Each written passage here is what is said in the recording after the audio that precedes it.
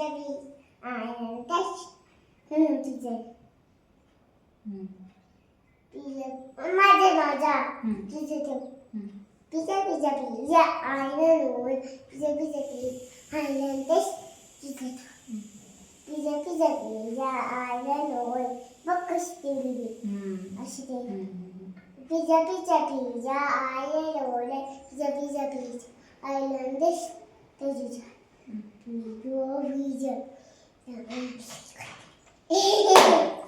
Pizza pizza pizza I love आशा कर आशा नाही आशा कर आशा आशा ओके आशा आशा आशा आशा आशा आशा आशा वर्षा आई ओ आशा आशा आशा आशा आशा आशा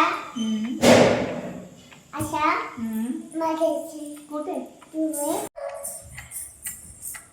चल आपण एबीसीडी बोलू आईला काम आहे ही आता sir I okay me orange वाला डब्ल्यू देतो हा ऑरेंज वाला डब्ल्यू ये इथं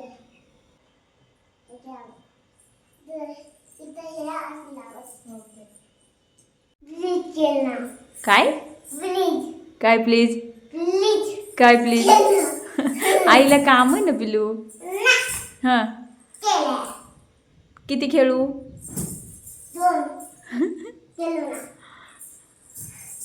ना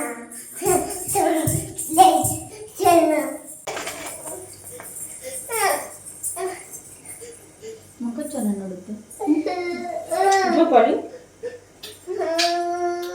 झोपतो का तू झोपतो झोपतो का पण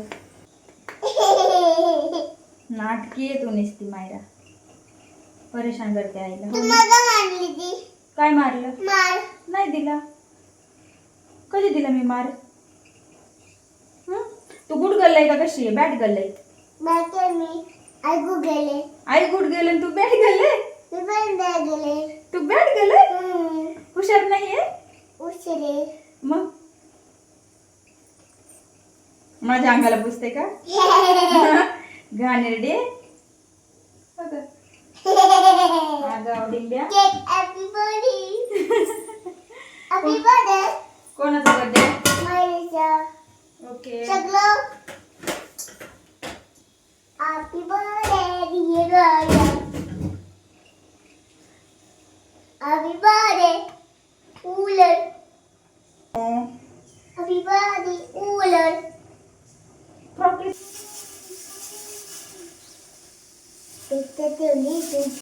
दुपारचे 2:30 वाजले होते आणि म्हटलं आता पहिलं तर डाळ शिजवण्यासाठी टाकावी आणि मायराही होती. पण आज असं झालं होतं मायराचे की खेळायला कोणी नसल्यामुळे असं होतं तिचं की आई माझ्यासोबत खेळ आणि इतकं केविलो आणि बोलत होते की आई प्लीज थोडं माझ्यासोबत खेळ. मग हे तिची मला दया येऊन मी तिच्यासोबत खेळले आणि असं तर रोज थोडंफार मला तिच्यासोबत खेळावंही लागतं. इथे मी भात आणि डाळ दोन्ही सोबत एकत्र शिजवण्यासाठी टाकलं आणि म्हटलं ठीक आहे तोपर्यंत शिजतंय तोपर्यंत मग मायरा म्हणत होती खेळ माझ्यासोबत तोपर्यंत खेळलो आम्ही तिच्यासोबत बराच वेळ खेळले डाळ आणि ते शिजेपर्यंत. त्यानंतर मग कसं तरी तिला नादी लावत होते पण नाही तिला आज म्हणजे करमतच नव्हतं खेळण्यासाठी कोणी नव्हतं म्हणून नंतर मग म्हटलं कणिक पण तिंबून ठेवते आणि कणिक तिंबायला घेतली तेवढ्यात तिची रडारड झाली सुरू तुम्ही बघितलंच असेल. मग तिला नंतर झोपी लावून सगळं स्वयंपाक केला. हॅलो नमस्कार मी राणी आजच्या एका नवीन व्हिडिओमध्ये तुमचं अगदी मनापासून स्वागत करते. आय होप आजचा दिवस आणि येणारे सगळेच दिवस तुम्हाला खूप छान जावेत ही स्वामी महाराजांकडे प्रार्थना. तर होळीच्या तुम्हा सगळ्यांना खूप साऱ्या शुभेच्छा. तर पुरणपोळीची तयारी करून झाली माझी सगळं प्रिपरेशन करून झालं आहे आणि माझं कसं असतं एकदा एवढं प्रिपरेशन झालं की मग ती भांडी घासायची किचन वगैरे म्हणजे किचनवरचा पसारा कमी करायचा आणि पुढचं स्वयंपाक करायचा. असं केल्याने स्वयंपाकही पटकन होतो आणि मनाला शांतीही मिळते की आजूबाजूला पसारा नाही आहे. मी दरवेळेस असंच करते आणि मग तशी करण्याची सवय लागली, त्यामुळे प्रत्येक वेळेस तसंच होऊन जातं. आता जी आधीची भांडी होती ती पण आवरून घेतली आणि सगळं प्रिपरेशन करून ठेवलं आहे आणि आता फक्त राहिलेलं स्वयंपाक बनवायचा आहे. तर चला मग काय काय होते ते तुमच्याशी शेअर करतेच.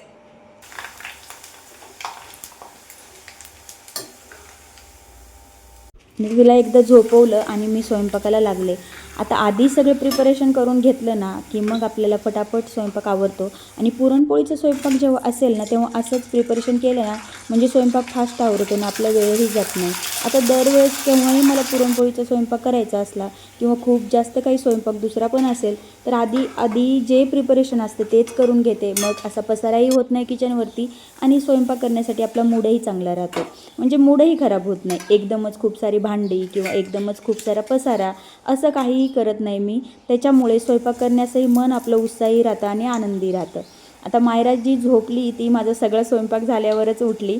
मस्त छान झोप घेतली होती तिने. आता ती झोपली होती म्हणून मी फटाफट सगळी कामं आवरून घेतली. एकापाठोपाठ एक सगळी कामं अगदी छानपणे झाली माझी.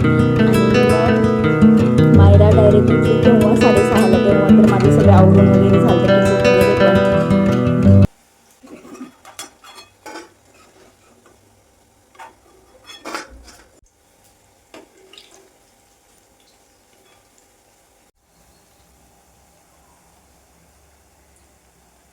आणि इथे बघा इव्हिनिंगचा टायमिंग झाला. स्वयंपाक बनवता 5:30 कधी झाले कळलंही नाही. आणि मग माझी जी डोक्यात चालू होता आता चहा प्यायचा आपल्याला, कधी प्यायचा आहे. आता काहीही असो पण हा चहाचा टायमिंग अजिबात मिस करायचं नाही.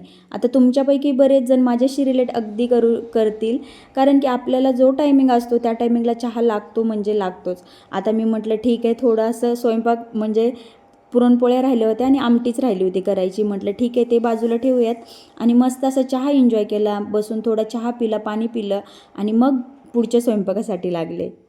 आणि चहा पिणं इज मस्ट असतं बरं का, काहीही असो. आता आपल्या बऱ्याच जणांना म्हणजे बऱ्याच लेडीजला सवय असते की बाबा आपला हा टायमिंग असतं त्या वेळेत आपला चहा झालाच पाहिजे.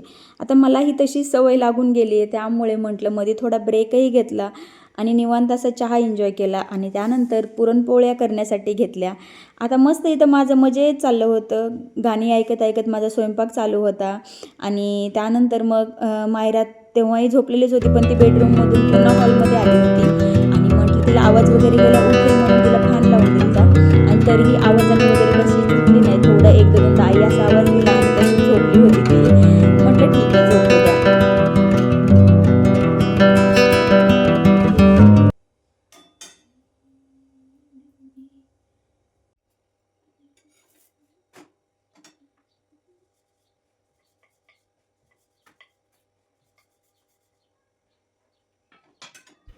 होळी साजरा करण्यामागचं कारण खूप मोठं आहे. म्हणजे होळी हा फक्त रंगांचा सण नाही आहे, त्यामागं मोठं आध्यात्मिक आणि सामाजिकही महत्त्व आहे, जे आपल्या पिढ्यानपिढ्या चालूच आहे. म्हणजे सणांचं जे महत्त्व आहेत, आपले जेवढे काही आपले मराठमोळे सण आहेत त्यांचं सगळ्यांचंच खूप काही महत्त्व आहे. त्याच्यामागे आध्यात्मिक आणि सामाजिकही तेवढंच महत्त्व आहे.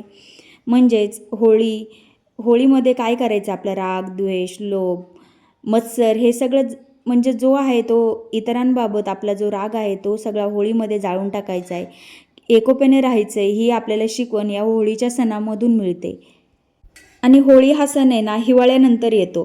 आपला जेव्हा वसंत ऋतू चालू होतो ना त्यानंतर येतो. म्हणजे शेतकऱ्यांचं आपलं नवीन पिकंही घेतली जातात. त्याच्यामुळे हा सण आपल्याला सकारात्मक राहण्याचा, नातेसंबंध जपण्याचा आणि आनंदाने जगण्याचा संदेश देतो. म्हणूनच होळी या सणाला खूप जास्त महत्त्व आहे. तसं तर आपल्या भारतीय जेवढे सगळे सण आहेत त्यांना खूप सारं महत्त्व आहे आणि प्रत्येक सणामधून आपल्याला एक काहीतरी नवीन शिकवण देऊन जातो. तर रंग का खेळला जातो? जर आपण जेव्हा रंग खेळतो एकोप्याचा आणि आनंदाचा क्षण असतो, तेव्हा रंग खेळताना सगळेच आपण भेदभाव विसरून एकत्र यायचं. त्यानंतर एकता वाढते. तिथे पुरणपोळी बनवून झाली त्यानंतर नैवेद्य बनवून घेतला तो होळीसाठी.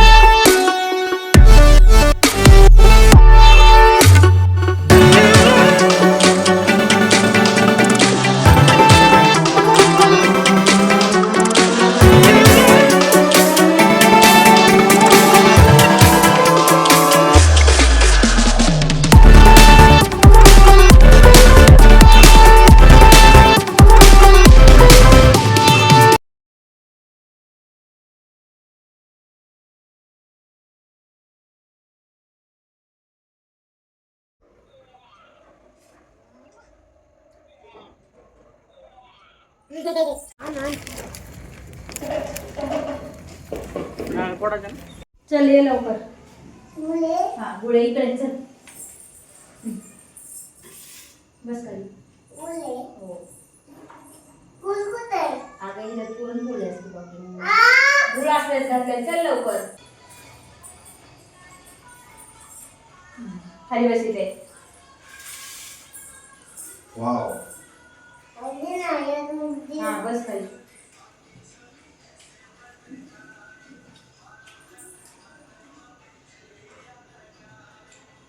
इथे बस.